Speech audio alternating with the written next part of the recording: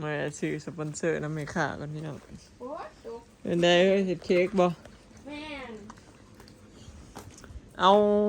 สปอนเซอร์ป๋องหนึ่งกับเล็กตะซอยกล่องหนึ่งสิไปฝากมิทอรี่พี่น้องเจ็บท้องทั้งขี่ทั้งหักครับวะ โอ้ คนกับโบฮู้ดอกฮะก็ได้ยินอันสตอไครว่าเรามาเอาทำนำกันเลยเท่าไหร่เฮ้ย 35 บาทจ้า ก็เลยชีวิตจอบแล้วเราสิออกหน้าคิดว่า คนตุกคนดินเนาะไปหาหมอกันยาก ล่ากันมาแต่หาหมอเขาสโลมอยู่เลยนี่ก็เลยซื้อไปฝากเรานี่ไปจอบมึงเล่าแล้วก็สิออกหน้าพี่น้องเนี่ยไปฝากเขาพอได้มีแห้งผู้เฒ่า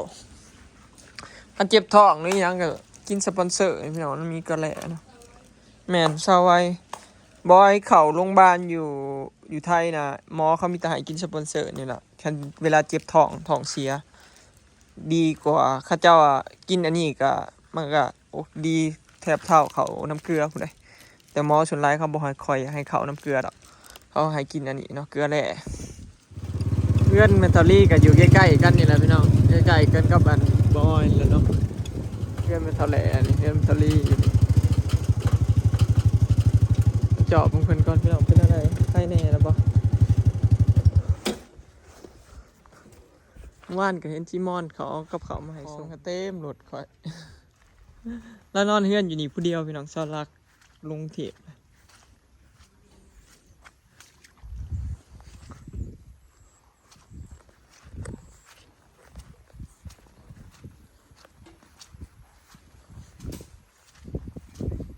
ยังไม่เท้าขับลม เป็นอะไร เจ็บท้อง ในข่าวว่าเจ็บท้องบ่ใครเน่แล้ว หักไข่เธอเดียวแล้วก็มันเมื่อย ขอสรุป อืม ในข่าวน้ำเกลือเขาเหลวเลยเขาที่เสาผมอ่ะ ว่าคนตุกแห้งๆเอามาเข้าหาท้อง คือบอกอยู่นามีไปเห็นไหน นี่จ้า เอาชีวานั่นนั่นพี่น้องมีไปเห็นในอยู่ผู้เดียวอยู่ผู้เฒ่าเป็นลมเป็นแรงอยู่บ่มีไปเห็นนั่นนี่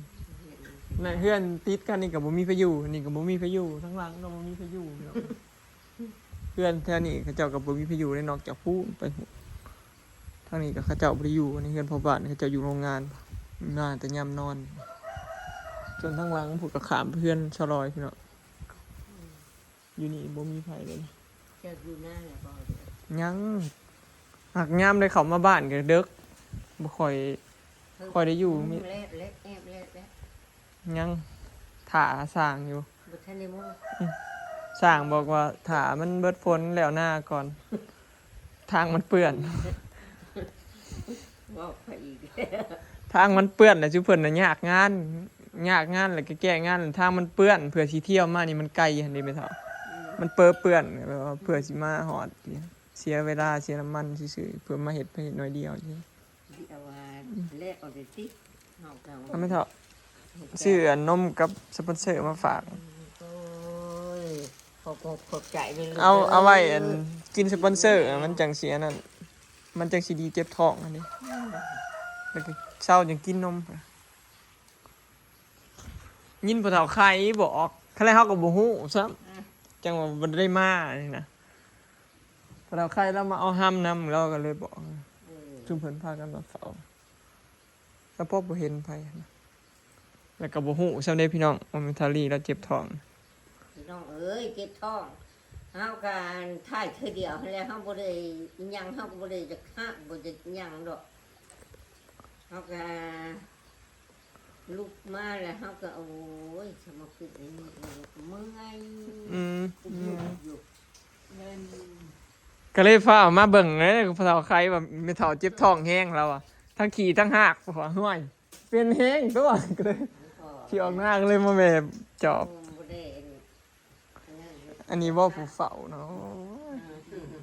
บายดีน้องเอ้ยแต่ อันนี้ผู้เฝ้าเลยเนาะ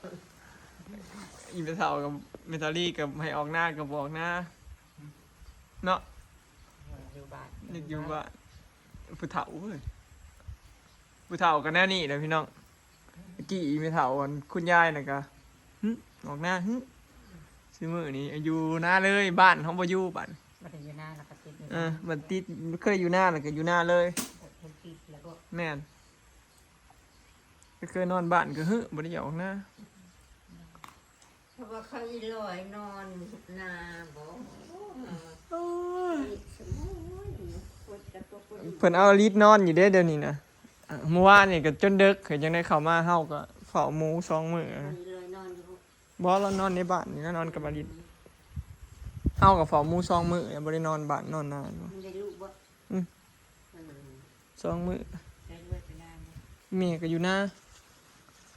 มันคืออีลอยเคยท้องก็ไม่ลูก มื้อ2ไม่รู้เพิ่นก็ไปอยู่นะฮะเฮาก็ยังบ่อยากออกไปอยู่หน้าพุ่นนะแม่เฒ่าเฮาก็ยังบ่ได้อยากอยู่บ้านนะ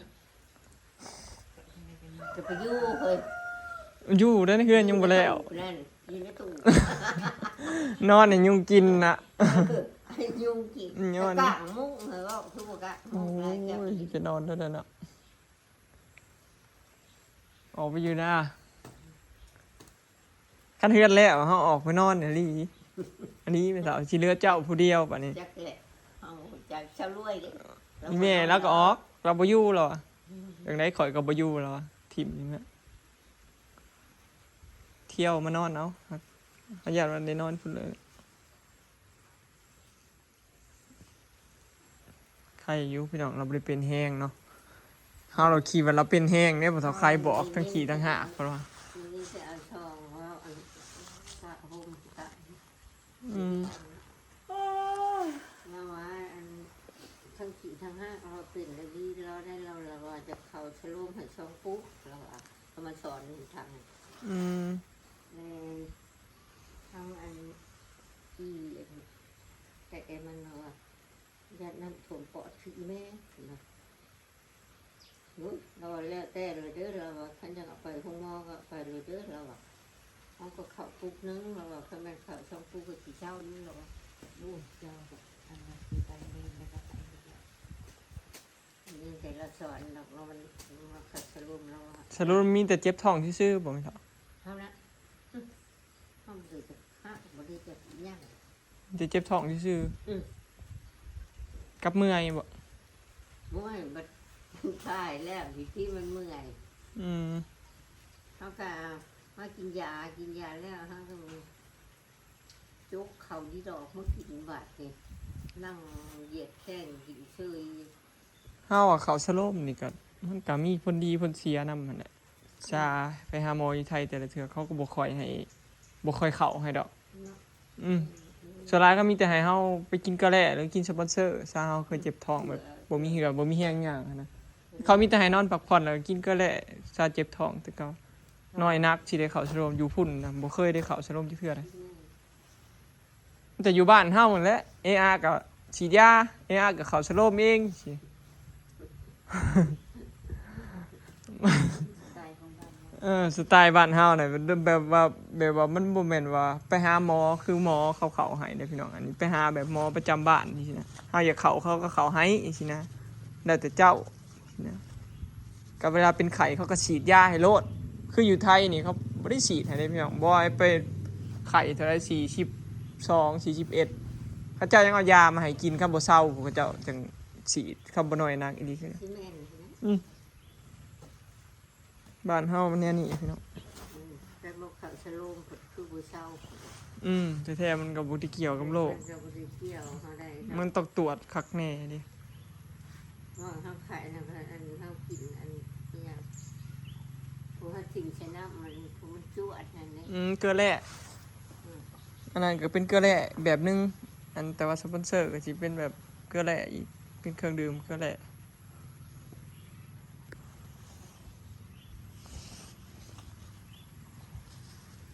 ใครอยู่บ่ได้เป็นหยังหลายพี่น้องเราเจ็บท้องซื่อกับเข้าห้องน้ำและเมื่อย ขนาดแรกเขาขาวของน้ำเลยมาแล้วเขาเมื่อยก็บริเมื่อยขมุกขมือนดอกเมื่อยธรรมดานี่แหละเขาก็แม่นว่าชิเมื่อยชีวิตช่วยเนาะ มาถอดนอนเฮือนหลังใดฮะ เขาก็กินข้าวน อนเฮือนหลังนี้ กินข้าวนี่ดอกให้มันมี นอนอยู่เฮือนหลังพี่น้องเฮือนแม่เฒ่าวันเรื่องนี้นี่เฮือนแม่เฒ่าวันหลังนี้อันนี้เฮือนแม่เฒ่าแหล่พี่น้องเฮ็ดเฮือนเสียเงินละล่ะนี่บ่มีไผอยู่คือกันกับอีแม่หั่นแหละเฮ็ดเฮือนเบิดเงินเป็นเท่าใดปวกกินเบิดเฮ็ดเงินให้ปวกกิน มันยังว่าเฮ็ดไม่ก็ยังว่าแน่ตัวน่ะยังคักคือเก่าอยู่ คันเฮ็ดแล้วบ่ได้อยู่มันก็เสื่อมสภาพได้เฮือนซานก็เพื่อรุ่นลูกรุ่นหลานมันก็ได้เฮ็ดใหม่คือเก่าเฮาเพิ่นบ่ได้อยู่ไผก็ออกไปนอนหน้าเบิดพี่น้องซุมื้อนี้นะไผ เขา ก็ เอาก็อันมากเอาแค่ไหนทางเวทีมากเอาเขตมีไฟออกมือนะเอาอะ บ่มากแล้วเผื่อซิมอนพอนไซได้ลูกได้เมียเผื่อลูกเมียมาอยู่นำเด้มันกับบ่แน่คันเอาเมียทั้งผู้ไทยน่ะเขามาอยู่นำได้ยิงแต่คันเอาเมียทั้งผู้ลาวเฮาก็มีแต่ไปอยู่นำเมียแล้วโลดอันนี้แหละหน่อย ผู้ไทยเขาเจ้าประเพณีเขาเจ้าแนวนั้นดิผู้ชายนะเอาเมียมาอยู่ เจ้าโอ้เดือดที่เป็นโม่ไอ้พ่อไทยเขาไม่ได้คิดโม่หรือไทย แม่นแหละก็คือกันกับเฮานั่นแหล้วแม่นเฮาสมมุติว่าผู้ใดไปอยู่น้ำพัวกับบ่ได้มูลผู้หญิงก็แนวนั้นเขาก็ไปอยู่น้ำมูลพัวในมูลหญ้าสิเป็นคือกันกับเฮานั่นแหละ เฮาก็คือกัน เฮาคือกันนั่นแหละนี่มากับบ่ได้มูล เฮาคือกันนะเคยเราเข้าบ่ได้ให้เลย แม่นเฮาคือกันไปเถอะ อยู่หน้า แล้วก็ให้กันเล็กๆน้อยๆหั่นล่ะกันให้ก็ได้ก็ ของ ไม่ได้ เฮาบ่ได้ได้พ่อให้นะ แต่ที่จริงก็ต้องให้ พ่อ บ่แม่นบ่ให้เลย ท่านผู้ใดเมื่อเฮือนแนวบ่ให้หน้าเพิ่นว่า อืม บ่ได้ได้อีกได้อันผู้เพิ่นนว่าอันนั้นก็บ่ได้เองผู้เพิ่นห่วงนะก็บ่ได้ อืม ได้แต่อันแม่ตุ้นเฮาอีล่าไม่ได้ อืม เขาบ่ปัดให้นี่ก็ แม่นอยู่ ได้ที่แรกนะไปแล้ว แม่น สิเอาไปยังลายเด้เนาะตายไปก็บ่เห็นไผเอาไปยังไปได้ทุกคนนะ เนาะแต่ว่านั่นแหละ แต่ส่งค่าคิงก็ยังเอาไปบ่ได้ยังเห็นไหมโคโลอยู่ใส่กองบุญเพิ่นจูดให้ก็ คือว่าเอาโมงเอาทองไปให้จูดก็ยังเห็นคือเก่าอยู่บ่เห็นหายเนาะถิ่มของกองไปอีเมียเด้จูดแหวนทองไปให้น้ำเราเผาเลยเมียเฮาเสียมขี้แหวนที่เราใส่จูดเลยแล้วก็บ่เห็นเราเอาไปก็ยังเห็น นั่นแหละยังว่าคนเฮาจังสิแบบ เจ้าว่ามันสิเอาไปอีกในใดก็ไปจุดแต่พอดีแต่ไฟลวกไฟอะไรที่ชื่อ นั่นแหละยังว่าสิพิชิตยังหลายชีวิตคนเฮาเนาะมันตายมามันก็เอายังไปบ่ได้มีแต่ไว้ให้ลูกหลานต่อ เงินคำยังว่าเนาะ เงินคำยังว่าเฮาซื้อได้ เขาชื่อเจ้าปัญญามูลกันเขาว่าพวกตายเดี๋ยวนี้เรา เรื่องนี้ไม่เว้นเว้าเลยแม่สาวอยากคู่คนไปคันว่าเรื่องมูลเรื่องมังพ่อแม่เสียนี่มันอยากมีโลดคันพ่อแม่บ่ได้ปั่นให้แต่แรกนะ ชื่อนะก็ไม่ได้ปัดได้ลีเลยแรกก็บอกนี่ก็ตายไปก็คือเก่าจะคือด้วยวันข้างนะ ยังวะใครเลยพี่น้องอันเมนทารี่เราบ่ได้เป็นหยังหลายเนาะดีแต่เพิ่นบ่ได้เป็นหยังหลายได้ยินภาษาใครเว้าข่อยจะตกใจให้ผมว่าก็เอาอันนี้ก็คันใดคันเดยขึ้นมาแล้วก็มาแล้วเนาะถ้าขี่ทางหากเราอ่ะห้วยนักเด้คะแนนนี่วะเลยมาตัว ไปเจ้าไปคืน เออเว้า มันหนาวเป็นคืนนี่คือแล้วค่อยร้อย คันหนาวเว้าสิไปหน้าได้บัดนี้ แก่ยัง โอ้ยแกอันก้านมะพร้าวกับคันใด ที่เอาไป กันบ่มาไว้เลยซิมอนเอาสลิงเข้ามาในสิไปเกลนะเห็นไหม อืม แล้วมันเอาถุงกูมานำในกระเป๋า ก็ สิไปใส่คล้องใส่ไก่เนี่ยเชียวอ๋อให้มันขี่รถเข้ามาไปเอาน้ำอีเมทัลลี่โอเคเดี๋ยวสิออกไปเลยเดี๋ยวสิบอกมันขี่เสด็งเข้ามา เงินมาในกระเป๋า เดี๋ยวสิออกหน้ากันครับพี่น้องคลิปนี้ก็สิขอเก็บภาพบรรยากาศสัมนีเด้อนะพี่น้อง น้อง มาเยี่ยมเมทัลลี่